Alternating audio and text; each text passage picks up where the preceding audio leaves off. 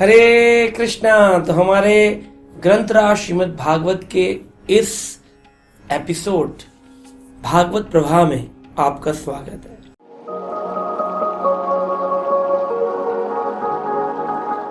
और हम चर्चा कर रहे हैं स्कंद 5, जो कि सबसे ज्यादा डिटेल में सृष्टि की रचना का वर्णन करता है। बहुत ही मुश्किल है इसको समझना, पर हम क्रम में छोटे छोटे वीडियोस बनाकर समझाने का प्रयास कर रहे हैं।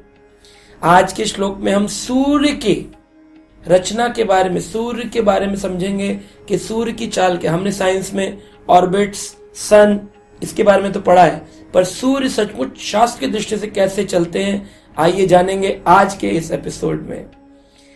5वें स्कंद के 21वें अध्याय के प्रथम श्लोक में शुकदेव गोस्वामी कहते हैं, श्री शुक उवाच एतावानेव बुवलायस्य सन्निवेश प्रमाण लक्षणों तो व्याख्यात। शुकदेव गोस्वामी ने कहा, मैंने तुम्हें इस प्रकार संपूर्ण सृष्टि का वर्णन किया है। तो परीक्षित ने प्रश्न किया, सृष्टि में सूर्यदेव तो रह गए, आपने मुझे संपूर्ण सृष्टि का वर्णन किया पर सूर्यदेव तो रह गए। सूर्यदेव के बारे में बताइए, कहाँ रहते हैं, कैसे चलते हैं, कैसे दिखते हैं, कौन देवता है, कौन है सूर्य। तो सूरज एक लोक है, सूरज कोई देवता नहीं है। देवता का नाम है आदित्य, और इस समय जो आदित्य हैं, देवता हैं, उन देवता का नाम है विवस्वान, सूर्यदेव। जैसे चंद्रमा लोक है, चंद्रलोक, उसमें एक देवता है, उनका नाम है सोमदेव। इंद्र गद्दी का नाम है, जैसे प्रधानमंत्री गद्दी का नाम है, राष्ट्रपति गद्दी का नाम है। प्रधानमंत्री पर जो आरूढ़ है वह व्यक्ति अलग है, राष्ट्रपति की गद्दी पर जो आरूढ़ है वह व्यक्ति अलग है। ऐसे ही चंद्रलोक पर जो आरूढ़ है उनका नाम है सोमदेव। सूर्यदेव पर जो आरूढ़ है, सूर्यलोक पर सूर्यदेव, उनका नाम है विवस्वान। और जो इंद्रलोक पर इंद्रदेव आरूढ़ है उनका नाम है पुरंदर। इस तरह से अलग अलग व्यक्ति अलग अलग काल, अलग अलग कल्प में इन गद्दियों को धारण करते हैं, अपने पुण्य प्रताप के कारण, अपने कर्मों के कारण, अपनी भक्ति के कारण, अपनी तपस्या के कारण। तो आइए सुनते हैं, शुकदेव गोस्वामी ने परीक्षित के इस प्रश्न पर उनको बड़ा विस्तार पूर्वक समझाया। उन्होंने कहा कि जो सूरज का घूमना है उसी से दिन और रात का वर्णन होता है। तो हम भी जानते हैं दिन और रात, साइंस में बताया है, सन जिधर होता है उधर वाली पृथ्वी को दिन होता है, जिधर सन नहीं दिखता उधर रात हो जाती है। जब सूरज उत्तर दिशा में ओर चलता है और उसको उत्तरायण काल कहते हैं, और जब उत्तर से वापस दक्षिण की ओर चलता है, नॉर्थ टू साउथ चलता है, तो नॉर्थ की तरफ चले, नॉर्दर्न हेमिस्फीयर की ओर, तो उत्तरायण काल, उत्तर नॉर्थ, और दक्षिण साउथ डायरेक्शन में चले, साउथ की ओर, तो दक्षिणायन। इस प्रकार से वर्णन किया गया। और कहते हैं कि जब सूरज नीचे की ओर, दक्षिणायन की ओर चलता है, तो सबसे पहले राशि आती है कर्कट राशि। यानी जो लोग जुलाई जानते होंगे, कैंसर, उनको सन साइन होगा, तो सन साइन, जोडियक साइन आते किससे हैं? सूर्य की परिक्रमा से आते हैं। तो जैसे हम देखते हैं कि मार्च के महीने में जो जन्म लिए जेमिनाई हो गए, जो लोग जुलाई के महीने में जन्म लिए वो कैंसेरियन हो गए, जो अगस्त के महीने में जन्म लिए वो लियो हो गए। इस तरह से लोग सजिटेरियस, टॉरस, स्पाइसिस, एरीज, ये सब राशियों की वर्णन करते हैं।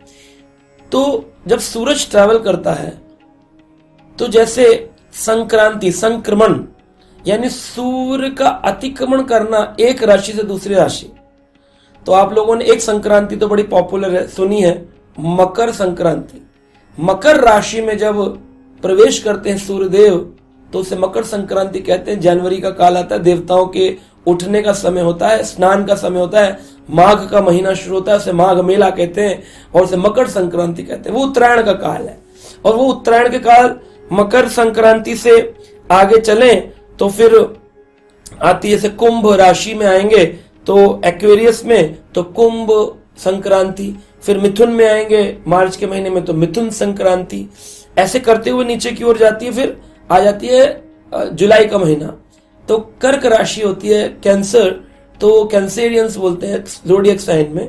तो कैंसर जो है इससे चालू हो जाती है कर्कट संक्रांति, कर्क राशि से कर्कट संक्रांति, और कर्कट संक्रांति के बाद फिर सिंह राशि आती है, लियो, अगस्त के महीने में, तो सिंह संक्रांति होती है, और फिर उसके नीचे सजिटेरियस, धनुर संक्रांति होती है। इस प्रकार से 12 राशियों में 12 महीनों में सूर्य अपना संक्रमण करता है, यानी अपनी चाल को बदलता है। इससे ये तो पता चलेगा कि सूरज चलते हैं। जैसे कभी कभी हम देखते हैं कि सूरज को बोला जाता है एक ही साइंस में, एक ऑर्बिट में फिक्स है, और पृथ्वी घूम रही है, मरकुरी घूम रहा है अपने अपने ऑर्बिट में, लेकिन सूरज नहीं घूम रहे। तो यहां पर सूरज जो है वो घूमते हुए बता रहे उत्तरायण और दक्षिणा का काल, ये विश्व प्रसिद्ध है संक्रांतियां, वो हमने चर्चा किया। आगे कहते हैं कि एक पर्वत है, उस पर्वत का नाम बताया गया भागवत में मनसोत्र पर्वत, मानसोत्र पर्वत। इस पर्वत के ऊपर 4 दिशाएं हैं। तो इस मनसोत्र पर्वत जो है इसको सुमेरु पर्वत भी कहते हैं। सुमेरु पर्वत के ऊपर के सारे लोग टिके हुए हैं। तो ये इस पर्वत है, इसकी ईस्ट यानी कि जो ईस्ट डायरेक्शन है, पूर्व दिशा, उसमें इंद्र का लोक है। पूर्व दिशा में इंद्र का लोक है, और जो इसका दक्षिण है, सुमेरु की दक्षिण दिशा, उसमें संयमणि लोक है, यानी कि यमराज का लोक है। संयमणि, कोई भी जीवात्मा मृत्यु के उपरांत इसी लोक में अपने निर्णायक काल के लिए जाती है। तो एक सुमेरु पर्वत जैसे सेंटर में मान लीजिए, उसके 4 दिशाएं हो गई, चारों तरफ नवग्रह घूम रहे हैं, सूरज घूम रहा है, तो उसकी पूर्व दिशा में इंद्र रहते हैं, और दक्षिणी दिशा में यमराज का लोक है। और उसी में आगे चलें तो कहते हैं कि उसकी जो वेस्ट डायरेक्शन है ना, पूर्वी दिशा में हो गए इंद्र, दक्षिण दिशा में हो गए यमराज, पश्चिमी दिशा वेस्ट डायरेक्शन, उसमें सुमेरु पर्वत के नीमलोचनी नामक एक स्थान है, और वहां जल के देवता वरुण देव रहते हैं। और आगे चलें तो उत्तर की ओर सुमेरु पर्वत के उत्तरी दिशा में विभावरी नाम का एक देश है, विभावरी, वो चंद्रदेव के रहने का स्थान है। तो जो सूर्योदय, सूर्यास्त, मध्याह्न काल, ये सब डायमीटर पर डिपेंड करता है कि सूरज किस स्थिति में विराजमान है। और सूरज जब हमारी पृथ्वी के पास होता है तो हम अपनी इन खुली आंखों से सूर्य का दर्शन कर पाते हैं। जो लोग सूरज के मध्य भाग में होते हैं उनके लिए मध्याह्न काल होता है उस समय पर, और जो लोग सूर्य की विपरीत दिशा में होते हैं उनके लिए उस समय रात्रि काल होता है। जितना भी काल चक्र है, जिसे व्हील ऑफ टाइम कहा गया है, ये सूर्य देव का जो रथ है वही काल चक्र है, वही काल चक्र का निर्णय करता है। जैसे कहा गया है एक श्लोक में, ब्रह्मा जी बोल रहे हैं अपने एक श्लोक में, वो कहते हैं यक्षरेषु सविताम, सविता में यानी सूरज, या अक्षरेषु, आंख के जैसे आंखें हैं भगवान की, उनको भी सूर्य चंद्रमा कहा गया है। या अक्षरेषु सविताम सकल ग्रहणाम, सारे के सारे ग्रह जितने भी हैं, यक्षरेषु सविताम सकल ग्रहणाम राजा समस्त मूर्ति रसेस तेजम, जितने भी देवता हैं, जितने भी लोक हैं, उनके मध्य में हेड बन करके बैठे हैं। यस या अक्षरेषु सविताम सकल ग्रहणम राजा समस्त सुर मूर्ति रसेस तेजम यस आज्ञा भ्रमति समृद्ध काल चक्रम। सारे काल चक्र में ऑर्बिट को, सूर्य का जो ऑर्बिट है उसे काल चक्र कहा गया। सूरज का रथ का जो रास्ता है, ऑर्बिट जिसको अंग्रेजी में कहते हैं, वो पाथ, उसे काल चक्र कहा गया। यस्याज्ञा भ्रमति समृद्ध काल चक्रम गोविंदमादि पुरुषम तम हम भजामि। ये सब कुछ गोविंद की कृपा से होगा। कहते हैं कि जो सूर्यदेव हैं उनके रथ पे 7 घोड़े लगे हुए हैं, मोटी रस्सी है, और ये जो घोड़े इनके नाम बताए गए भागवत में, गायत्री नाम का घोड़ा है, बृहति नाम का एक घोड़ा है, उष्णिक नाम का घोड़ा है, जगती नाम का घोड़ा है, त्रिष्टुप नाम का घोड़ा है, अनुष्टुप नाम का घोड़ा है और पंक्ति नाम का घोड़ा है। इनको बांधने वाले अरुण देव हैं, जो कि गरुण के भाई अरुण, जो कि जन्म से ही पंगु हैं। उनका जन्म होते ही उनकी मां, जो गरुण की और अरुण की मां है, कश्यप ऋषि की पत्नी विनीता, उन्होंने अपने गर्भ को जल्दी जन्म देने के लिए घूंसा मार दिया और उस कारण से अरुण का जन्म हुआ, जो कि एक लंगड़े पैदा हो गए, पंगु हो गए। दूसरा जन्म अंडे से हुआ और उससे पूर्ण रूपेण फल से पक्षी रूप में पक्षीराज गरुणदेव प्रकट हुए। तो ये जो अरुण देव है, ये सुबह सुबह जब सूरज का रथ आता है तो जो लालिमा आती है, कहते हैं अरुण लालिमा, अरुण किंग जलको, अरुण लालिमा आती है, रेडनेस। ये अरुण देव सारथी का रंग है, लाल रंग, वनिता के पुत्र, कश्यप के पुत्र।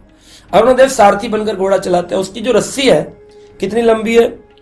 9 लाख योजन चौड़ी है। 9 लाख योजन चौड़ी है। ऐसे 7 घोड़े बड़े बड़े सूर्यदेव बाटे उस पर अरुण देव चला रहे हैं। ऐसे उसका विस्तार देखा जाए, ये रथ है, 7 घोड़े हैं, उस पर रस्सी बंधी है। अगर इसके ऐसे विस्तार रूप में वाइडनेस देखी जाए तो 9 लाख योजन तक ऐसे फैला हुआ है। तब वो काल चक्र पे ऊपर घूम रहा है, ऐसे घूम क्लॉकवाइज चल रहा है। तो जैसे कभी कभी तेज गति में पंखा चलता है तो उल्टा चलता दिखाई देता है। तो ऐसे ही अगर आप कभी वीडियो देखें, हमारा एक मंदिर है मायापुर में, टेम्पल ऑफ वैदिक प्लेनेटोरियम, TOVP, मायापुर चंद्रोदय मंदिर, मायापुर में भगवान चैतन्य के लिए बनाया गया। उसमें एक वैदिक प्लेनेटोरियम बनाया है। उसमें सूर्यदेव ऐसा लगता है उल्टे चल रहे हैं, घोड़े ऐसे चल रहे हैं उल्टे, क्योंकि इतनी तेज गति है कि लगता है उल्टे चल रहे हैं। कितनी तेज गति है, कितनी तेज गति से चलते हैं, इसका वर्णन किया गया है कि ये जो डिस्टेंस कवर करते हैं सूर्यदेव, वो है 9,51,00,000 योजन। एक योजन में 12 किलोमीटर होते हैं। 9 लाख योजन चौड़ी तो रस्सी है और 9,51,00,000 योजन इंटू, मतलब इस डिजिट को 12 से गुणा कर दो, एक योजन में 12 किलोमीटर। इतने किलोमीटर लंबा रास्ता जिसे सूर्यदेव कवर करते हैं एक साल के अंदर। और इनकी जो स्पीड है 16,004 माइल पर मूवमेंट। एक मूवमेंट करते हैं तो 16,004 माइल पार कर जाते हैं, मील। इतनी तेज गति से सूर्यदेव चलते हैं। तो लगता है देखने में कि उल्टे चल रहा है, पर वो सीधे चल रहे होते हैं। तो ऐसे जो सूर्यदेव हैं, ये भगवान के नेत्र बताए गए हैं इस सृष्टि प्रसंग के अंदर। तो सूर्यदेव जो हैं वो खाली ऑर्बिट में अस्थिर होके नहीं बैठे हैं, वो घूमते हैं। इसलिए गीता में कहा गया, षट मासा दक्षिणायना षट मासा उत्तरायण। 6 महीने उत्तर दिशा से दक्षिण की ओर चलता है और 6 महीने दक्षिण से उत्तर दिशा की ओर चलता है। तो अगर कोई जीवात्माएं उत्तरायण काल में अपने शरीर का त्याग करती हैं तो ऊपर लोकों में जाती हैं, और जो दक्षिण काल में छोड़ती हैं वो निचले लोकों में या चंद्र लोक तक ही जाती हैं। ऐसा वर्णन गीता में मिलता है। अनेक शास्त्रों के आधार पर, भागवत के आधार पर आज हमने सूर्यदेव के इस कैलकुलेटिव अंडरस्टैंडिंग को लिया है।